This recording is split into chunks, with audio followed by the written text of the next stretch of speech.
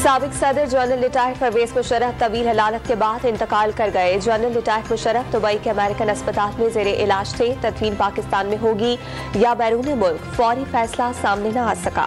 सदर, वजीर आजम और अस्करी क़यादत का साबिक सदर जनरल लिटाइफ परवेज मुशर्रफ के इंतकाल पर इजहार अफसोस। ताज़ियती पैगामात में मरहूम के अहले खाना के लिए सब्र की दुआ।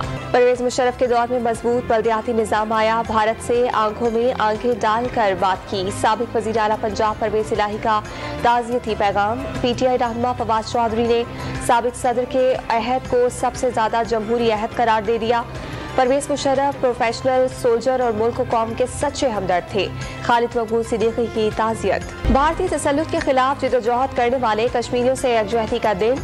पाकिस्तान समेत दुनिया भर में जलसे और रैलियां। आज़ाद कश्मीर के कोहाला पुल पर इंसानी हाथों की जंजीर। इस्लामाबाद में दफ्तर खारजा से पार्लियामेंट हाउस तक वॉक।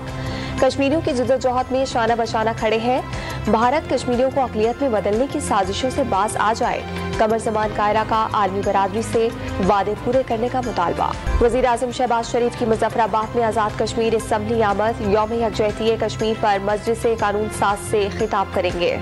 जुल्म की कोई भी हद कश्मीरियों के जज्बा आज़ादी को दबा नहीं सकती। Chairman joint chiefs of staff committee समेत अस्करी क़यादत का बहादुर कश्मीरियों की जिद्दोजहद को खिराज तहसीन।